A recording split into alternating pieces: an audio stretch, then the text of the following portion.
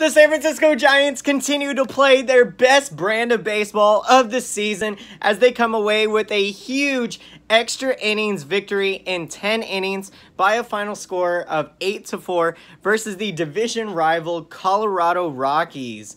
Now let's get into the game, guys. One of the big storylines of the game was that in the 9th inning, the Giants were nursing a 4-1 lead, and we brought in Will Smitty, our big-time closer, and unfortunately, guys, Smitty blew the save, and what is to take out of this is that we all know that, you know, although Will Smith was perfect in save opportunities, he had been like 23 of 23 or like 24 of 24. We knew that eventually he was going to blow a save or a couple saves here and there. And so that is, of course, I think he blew a save. It was last week or so. But, you know, essentially this was bound to happen. So, you know, there's not too much to, you know, frown about, oh, like what's going on with Will Smith. It's just a minor hiccup. And so, you know, it shows the resiliency of this Giants ball club that after the save was blown and it went extra innings, the offense was able to put up a 4 spot in the 10th inning, and the Giants still were able to come away with a victory.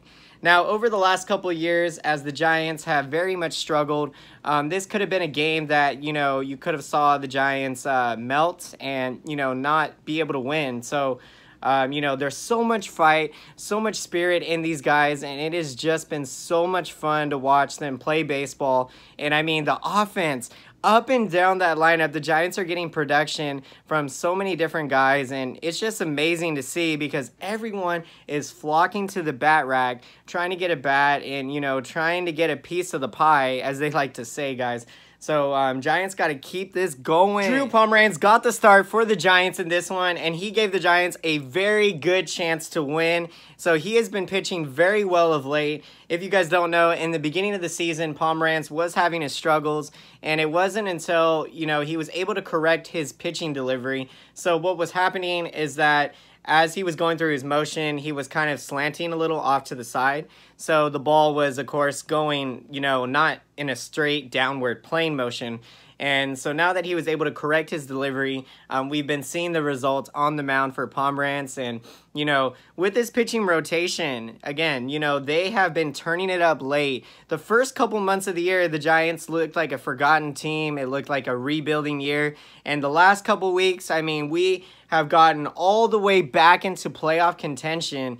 And, you know, for the Giants' success, Pomeranz is going to be a huge contributing factor if we can continue to see him bring his game like he did tonight, guys. Going 5 innings, allowing 3 hits, only allowed 1 earned run, gave up a walk, and struck out 4 batters. Now, Pomeranz, again, he has a balloon ERA, but it has been lowering, and so now he's got it down to 6.10. Now, the Giants were opposing Peter Lambert, a 22-year-old right-handed pitcher, and what is really fascinating, guys, I have a brother, and his birthday is April 19th, 1997, and Peter Lambert, his birthday is April 18th, 1997. So it's crazy for me to think that this pitcher is only 1 day older than my younger brother, and here he was pitching at the major league level, and the Giants, they were able to touch him for 2 runs, but still, guys, he put a very impressive performance, and when you consider how well the Giants lineup has been hitting, to hold that lineup to only 2 runs and 6 hits allowed and 6 innings pitched, that is very impressive for Peter Lambert. So, you know, the Giants are going to have to continue to monitor and figure out how to hit this guy into the future. But again, you know, still getting him for those 2 runs, huge for the Giants. And the offense, they knocked out 14 hits in the game. Several players had multi-hits in the game. Let's get into that, guys. Buster Posey, he went 2 for 4 in the game, scored a run, had a walk. He has been hitting very well of late, and so, you know, we've been starting to see the power production with Posey. He has been hitting home runs to center field. He's been going to the right field, opposite field, and when Posey's doing that kind of things with the bat, good things are rolling. He's now hitting .263 on the season. And Alex Dickerson, what a game for Dickerson, guys. He had a career day, his first career 4-hit game for Alex Dickerson. He scored 2 runs in in the game, knocked 2 RBIs, and I mean, ever since he has come on board with the Giants in a trade from the Padres back on June the 10th, I mean, this Giants ball club has been a completely different story. Now, a background on Alex Dickerson, he did come up with the San Diego Padres in the second half of 2016, and during that year, guys, he definitely put up some good numbers, but due to injuries, he did not play in 2017 or 2018, and he was having a good start in the beginning of the year down in AAA for the Padres, but the situation in San Diego was that they had way too many outfielders, so there was, you know, a need for the Padres. They could have moved him because, you know, you have an excess of something, then you try to trade it for a need that you have on your ball club. So huge pickup, one of the, you know, biggest pickups that Farhan Zaidi has made. And if you guys remember from his introductory press conference back in the offseason, Farhan said that no move is too small. And when you look at what type of production that Alex Dickerson has provided to this team, this is a perfect example of what this means, because Dickerson, oh my goodness, guys, now hitting 342 on the year. He has been nursing a bad back, so hopefully, you know, things are going to go well with his health and that he's able to stay healthy and stay playing on the field, because the Giants are going to continue to need that production as the offense just continues to roll. Mike Yastrzemski, he has been having a big series as well. He went 3 for 5 in the game, scoring 2 runs and knocking 3 RBIs. Yastrzemski is now hitting 252.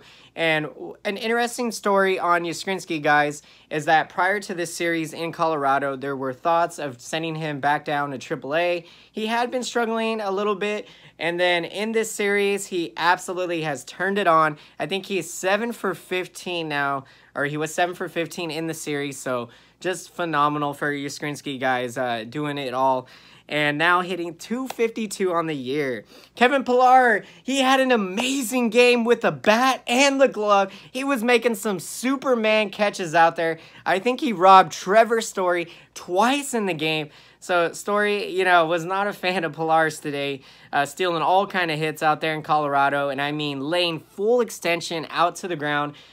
It's amazing, guys, because when you do that, you know, sometimes things like, I play outfield in baseball, so I know how it can be sometimes. Maybe you get in your thoughts in your head about diving and how that's going to feel maybe on your wrist or something, or you don't want to, you know, roll or do something on your body. But nevertheless, Pillar sacrificing his body for the greater good of the team. He went 2 for 5 in the game, guys, a multi-hit game for him. And then Joe Panik, he also contributed a multi-hit game. This is a very big story because Panik is going to be arbitration eligible, I believe, at the end of the year. And the question is, will he be brought back? Because one thing, Panik, he only plays second base. And Farhan Zaidi, he likes to bring in versatile players, players that can play multiple positions.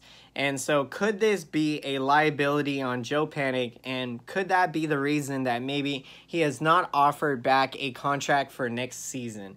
We do not know what is going to happen with that, but what we do know is that Joe Panik, the at-bats he's taking, it's really on him to try to show the Giants something so that the Giants feel that, you know, it's valuable to keep Panik's services beyond this season. So Panik goes 2 for 5 with an RBI. He is now hitting 232 on the season. So guys, we are going to get into the scoring of the game. In the top of the second inning, the Giants got on the board thanks to a Mike Yastrzemski RBI double, and then Joe Panik added an RBI single in the inning to give the Giants that early 2-0 lead. So again, one of the big problems early in the season was the Giants offense's inability to score early runs in the game. You saw a lot of pressure being put on the starting pitchers. Maybe they felt like they had to be perfect out there and that, you know, 1 or 2 mistakes could be the outcome of the game. And when you pitch like that, that's not a good way to pitch. You know, you got to be pitching with confidence. you got to have faith in the offense, your own offense, and, you know, do those kind of things out there. So this has been huge, guys, this turnaround for this offense, taking some of the pressure off of the starting pitching and really just allowing them to go out there with their game plan, pitching to Stephen Vogt or Buster Posey. You know, those are two of the best catchers with game calling skills back there. So, you know, they always are bringing a good game plan each game, and, you know, really being able to facilitate the pitchers to, you know, work in that rhythm and get that flow. And so nice to get that early 2-0 lead to start out. Now, in the bottom of the 6th inning, the Rockies would, however, get on the board thanks to a Trevor Story fielder's choice. So, again, situational at bat there. That made it 2-1. Now, in the top of the 8th inning, Alex Dickerson continues his hot hitting. He knocks an RBI single to extend the Giants' lead out to 3-1. In the top of the 9th inning, Mike Yastrzemski would hit a solo home run. It was his 7th home run of the season. So Yastrzemski having a great series there, and that will give the Giants a 4-1 lead. And in that moment, you're feeling like we got this game in the bag. We're going to bring in our closer, Will Smitty. Things are going to be all, you know, daffodils and dandy. But as we go to that bottom of the 9th inning, the Rockies would tag Will Smith for 2 home runs in the inning. The first was a Trevor Story solo blast. It was Story's 21st home run of the season. And then following him later in the inning was an Ian Desmond 2-run home run. It was Desmond's 12th home run of the season. That tied the game at 4. And then here we go, guys. We go into extra innings. And whenever you're playing extra innings on the road, I think there really is a momentum shift here, because with the Rockies tying the game, the momentum is in their dugout, and now all they need to do is put up a 0 in the top of the 10th, get their offense right back to work. And so for the Giants to do what they did in that top of the 10th inning, to score 4 runs, absolutely phenomenal. And so Pablo Sandoval, he was able to work a nice walk, and Sandoval had been struggling, guys, so hopefully this could be a big turnaround for him to work that quality at bat in the 10th inning. And so it set up Alex Dickerson to knock the go-ahead RBI single to make it 5-4 Giants, and then the Giants would continue to add on. Brandon Crawford comes up next. He knocks an RBI single, making it 6-4 Giants. And then following him was Mike Yastrzemski. He knocks an RBI single of his own, making it 7-4. And then Kevin Pillar, always getting it done, guys. Situational at bat here. Just puts the ball in play, and you never know what can happen. And the Rockies, a very rare fielding error from Nolan Arenado. On the play, a run scores, making it 8-4 Giants. And so, guys, as we look ahead to the future, to the San Francisco Giants' next game in the series, they are going to be trying to do what they have not done in quite some time, since 2011, and that is sweep a 4-game series from the Colorado Rockies in Denver, Colorado. So now in this game, the Giants are going to send rookie right-hander Shaun Anderson to the mound, and he is going to be opposing a 27-year-old right-handed pitcher by the name of John Gray for the Rockies. So guys, I hope you enjoyed this video. If you did, be sure to smash that like button. I very much appreciate all your guys' feedback, and it helps support my YouTube channel. And so comment down below, guys. I would love to hear your opinion and your perspective. What are your thoughts about the game tonight? And what do you think this means for the future of this team? Because if we can prove that in a game where we blow a 3-run lead in the 9th from our closer, we have the resiliency, the offense to come right back and, you know, show that nothing can phase this team right now. So the chemistry, everything's flowing, knock on wood, that this good mojo stays in the air here out in the Bay Area, and we ride this wave, guys. Bochy's last year, ride this wave deep into October and make a magnificent run. That is the end goal of the season. So guys, love to hear your thoughts. Also, what are your guys' thoughts with the July 31st trade deadline approaching?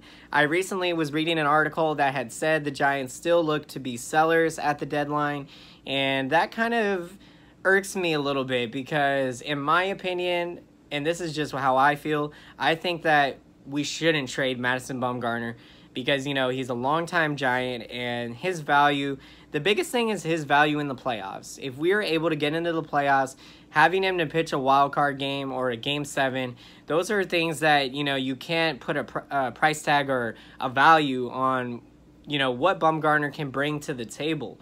Now, Will Smith, I definitely do think that the Giants can still trade him and be buyers at the deadline. And when I say buyers, I don't mean trading for a rental player trying to win it all this year. I mean making a move that's going to improve your team and improve the quality of the club. But with Will Smith, I think the Giants can afford to trade him and still be okay, because, you know, we got some good arms in that bullpen, guys that can step up. Reyes Maranta, he can close ball games. And then you got so many guys down in AAA. And that's another thing. Farhan Zaidi, he has been able to build depth at every single level in the minor leagues. You got so much talent down there in AAA. We have Steven Duggar down in AAA right now, guys. So that just puts things into perspective. The clustered outfield. So all good things happening, guys. So until next time, I will see you again. Thank you so much for watching, and have a great day.